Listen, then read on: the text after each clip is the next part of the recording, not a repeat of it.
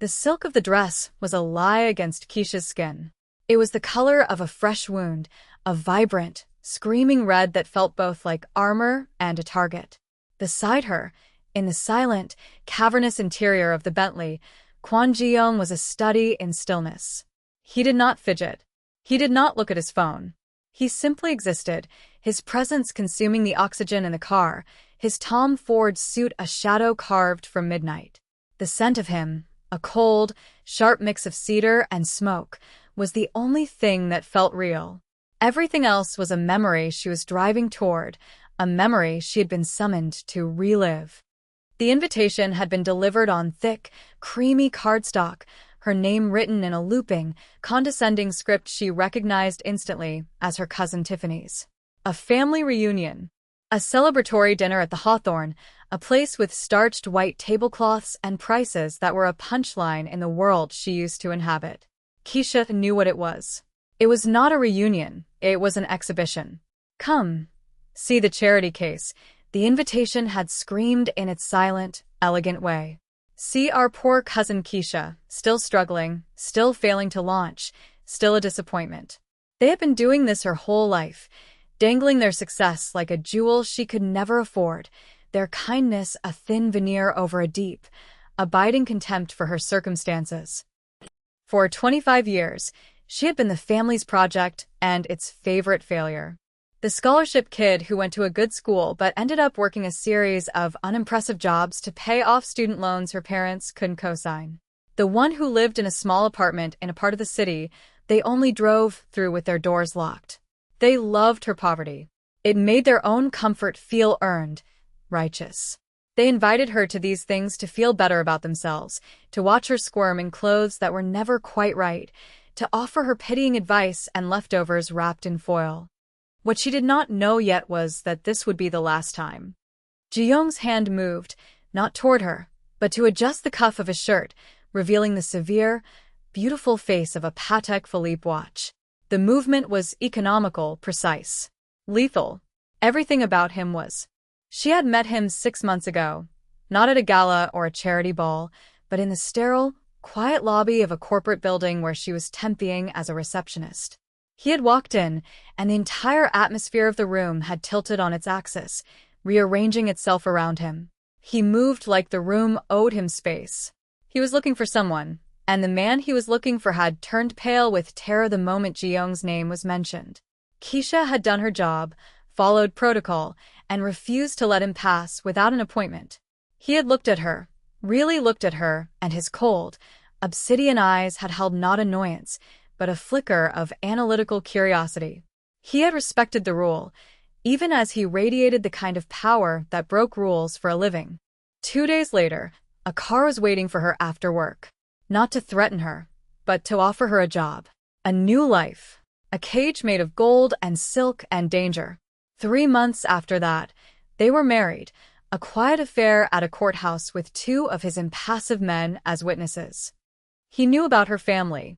She had told him, not as a complaint, but as a statement of fact, an explanation for the shadows that sometimes crossed her face.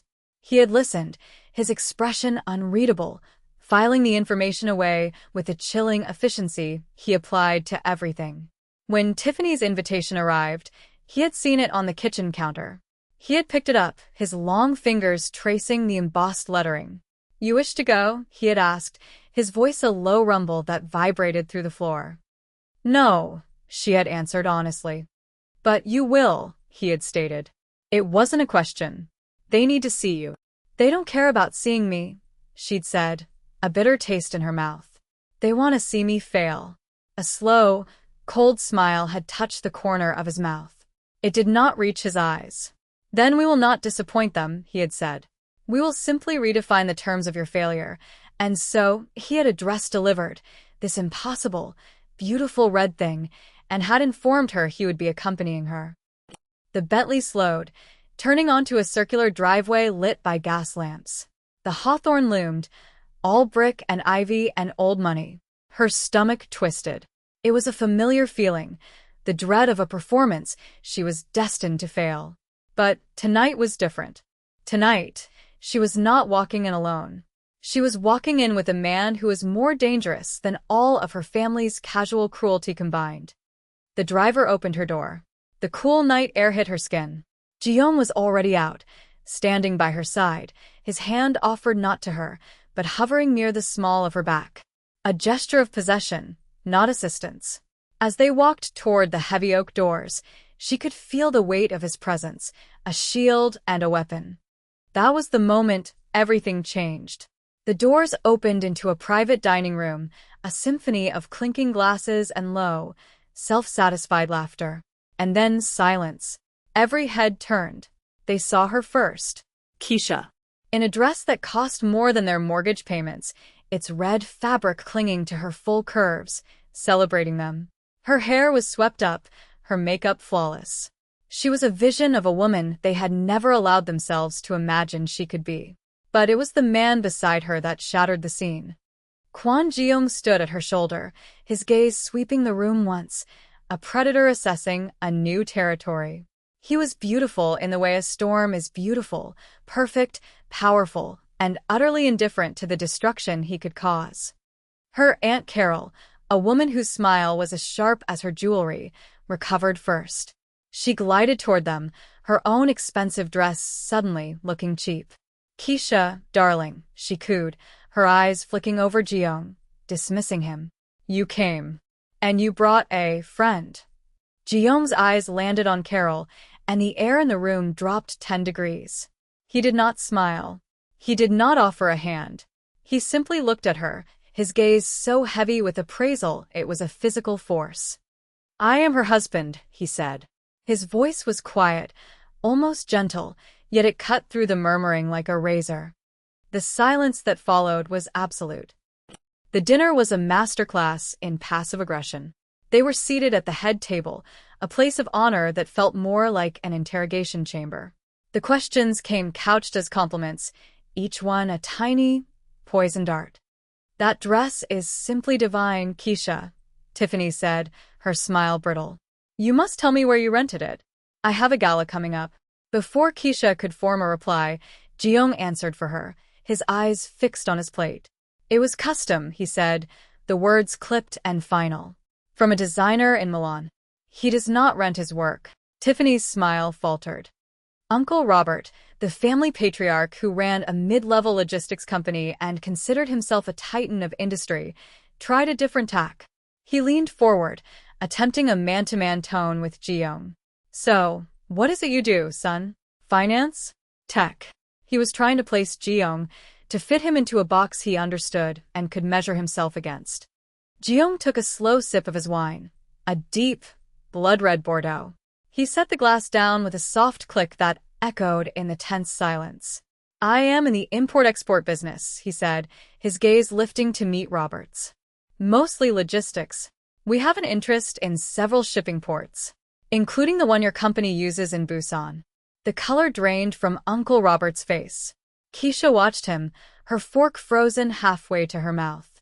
Ji-young hadn't just answered a question. He had delivered a threat. He knew Robert's business, and in one quiet sentence, he had communicated that he owned the ground Robert walked on. Her uncle, a man who loved the sound of his own booming voice, was speechless for the first time in Keisha's memory. She felt a strange, terrifying thrill. This power, it was intoxicating, and it was being wielded on her behalf. A cousin named Marcus, emboldened by wine, tried to bring the humiliation back to familiar ground. "Well, you certainly landed on your feet, Keisha," he said with a smirk, his eyes lingering on her body. "Always knew you had hidden talents." The insult was crude, obvious. Keisha tensed, the old shame coiling in her gut. But then, under the table, a hand covered hers. Ji-young's hand. It was warm, heavy, the grip firm and possessive. It was not a comforting gesture. It was an anchor, a claim. He didn't look at her, didn't acknowledge the contact. His eyes were fixed on Marcus, and the cold fury in them made the younger man shrink in his seat, the smirk dissolving from his face. That was the first time Ji-young had offered her a tenderness so subtle it was almost deniable, a silent declaration that an insult to her was an insult to him. She could have used that moment to excuse herself, to flee the suffocating atmosphere of the room. The old Keisha would have. She would have mumbled an apology and escaped to the restroom, hiding until it was time to leave. But the solid weight of Ji-young's hand on hers changed the calculation. She felt fortified. She left her hand where it was, a silent acceptance of his protection, and met Marcus's now nervous gaze. She didn't say a word. She didn't have to. She made a deliberate choice to stay, to see this night through to its conclusion on her own terms. Later, during a lull in the forced conversation, their eyes met across the table. The chatter and the clinking of silverware faded into a dull roar. In the dark, endless depth of his gaze, she saw the cold, tactical mind she knew so well. But beneath it, there was something else. A flicker of respect. He was watching her navigate this battlefield, and he approved of what he saw. He saw a survivor, a woman who bent, but did not break. The silence between them was not empty. It was a shared understanding, an acknowledgement that they were allies in this room of enemies. She told herself it was survival instinct that made her heart beat faster. She was lying to herself. Tiffany, however, was not one to surrender a battle easily. Her position as the family's queen bee was threatened, her power over Keisha nullified. She needed to reestablish the old order. She waited for a moment when the conversation lulled, a cruel, predatory glint in her eyes. "You know," she began, her voice falsely sweet, drawing the table's attention. "This all reminds me of that time at Grandma's birthday, remember, Keisha? When that beautiful music box she wanted was up for the family auction. Everyone was bidding, and you wanted it so badly. You stood up with your little jar of saved-up tip money." She paused for dramatic effect, her eyes scanning the faces of her rapt audience. "It was so heartbreakingly sweet. You had, what, $17? We all had a good laugh about it, but your face, oh, honey, you looked like your whole world was ending." The story landed like a physical blow. Keisha remembered. The burning shame, the hot tears she had fought back, her cousin snickering, her aunt's pitying looks. It was one of her core memories of her place in this family. Tiffany had saved it, polished it, and was now displaying it like a trophy. She was trying to remind everyone, including Keisha herself, of who she really was. Just a poor girl playing dress-up. Something inside Keisha snapped. The years of quiet endurance, of swallowing their insults and smiling through their condescension, it all burned away. She felt a cold, sharp calm settle over her, a clarity she had never known. She looked at Ji-young, and he was already looking at her, his expression a blank, unreadable mask. But she knew he was waiting to see what she would do. He wouldn't intervene in this. This was her fight. She turned her gaze to Tiffany. She didn't raise her voice. She didn't cry. She smiled, a slow, deliberate smile that felt foreign on her own face. "I do remember that, Tiffany," she said, her voice even. "I also remember last spring, when your fiancé, Richard, was having doubts about the wedding." Tiffany's smile froze. "What are you talking about?" "He was just so worried," Keisha continued, improvising, weaving a lie from the threads of Ji-young's world. "About your enthusiasm for your spin instructor. He even hired someone to look into it. A private investigator. Richard was so distraught when he got the photos. He came to me, of all people, asking for advice." She leaned forward, her voice dropping to a conspiratorial whisper that everyone at the table could still hear. "I told him you were just stressed, that he should ignore the photos and the hotel receipts. I convinced him to go through with the wedding, because that's what family does, right? We protect each other's secrets." The lie was audacious, vicious, and utterly untethered to reality. But it was specific. It was plausible. And in the stunned silence of the room, it became truth. Tiffany's face went from pale to mottled red.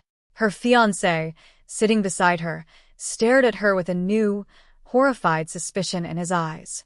Keisha had just detonated a bomb at the center of her cousin's perfect life. She had crossed a line. She had used a lie as a weapon, a tactic of intimidation and character assassination. She had drawn blood, and she felt no remorse. Only a cold, thrilling sense of victory. Later, As the party was breaking up in a haze of whispered arguments and accusatory glances, Jiyoung found her near the French doors that led to a darkened terrace. He stood behind her, his presence a palpable heat at her back. "That was a dangerous move," he murmured, his voice close to her ear, sending a shiver down her spine. Lying with such precision. She didn't turn around. She watched her family's implosion in the reflection of the glass. "I had a good teacher," she said, her voice quiet. He stepped closer, his body almost touching hers. The scent of cedar and smoke enveloped her. "You are learning too quickly," he said, and it was not a compliment. It was a warning. "Be careful, Keisha." He said her name differently than anyone else had. It was not a name. It was a brand, seared into her skin. "You are beginning to fit too well in my world. And people who fit in my world do not get to leave it." It was the most honest thing he had ever said to her. Not a confession of love, but something far more potent. A confession of possession. A claim. He was telling her that this power, this danger, it was her life now. There was no going back. She found she did not want to. As they prepared to leave, Aunt Carol and a visibly shaken Uncle Robert cornered them near the entrance. The pretense of civility was gone, their faces masks of fury and confusion. "What have you done?" Carol hissed, her voice trembling. "You come in here with him," she spat the word, "and you destroy this family." "Who are you?" Robert demanded, trying to puff himself up, to regain some semblance of his lost authority. "What kind of man are you, to let her behave this way?" Before Jiyoung could respond, Keisha stepped forward, placing herself between her husband and her family. She was no longer the girl with $17 in a jelly jar. She was a woman wearing a dress the color of blood, standing beside a man who dealt in it. She was a queen in a kingdom of shadows, and this was her first decree. "You invited me here to feel small," she said, her voice resonating with a strength she didn't know she possessed. "You wanted to remind me of my place. You succeeded." She paused, letting the words hang in the air. "I know exactly where my place is now. And it is not here with you." She turned, her back to them, and took Jiyoung's outstretched hand. It was a conscious choice, a deliberate severing. In front of everyone, she chose him, his world, his danger, over them. She was not a damsel being rescued. She was a soldier choosing her flag. Jiyoung's eyes met hers, and then he looked down at their joined hands. A flicker of something unreadable passed through his gaze. He gave a single, almost imperceptible nod to one of his men, who had been standing by the door the entire evening, a silent, tailored ghost. The message was clear. This family was now a loose end, a problem that had been noted and would be managed. Then, his eyes returned to Keisha, and the coldness in them was replaced by a raw, unmistakable, possessive pride. "Keisha," he said, just her name. But it was an oath. A coronation. The cost of that moment was absolute. She had burned the bridge to her old life, to her family, to the woman she used to be. The liberation was terrifying. It was a cage, but the door had been opened from the inside. Back in the silent, dark interior of the Bentley, the city lights streaked across the tinted windows, painting fleeting patterns on Jiyoung's impassive face. He had not spoken since they left the restaurant. The red of her dress was a vibrant splash of defiance in the monochrome luxury of the car. He moved, and she thought he might speak, might offer a word of praise or condemnation. Instead, he simply reached out, his fingers cool against her skin, and traced the line of her jaw. His thumb rested just below her ear, feeling the frantic pulse that beat there. The touch was not gentle. It was not romantic. It was a gesture of appraisal, of ownership.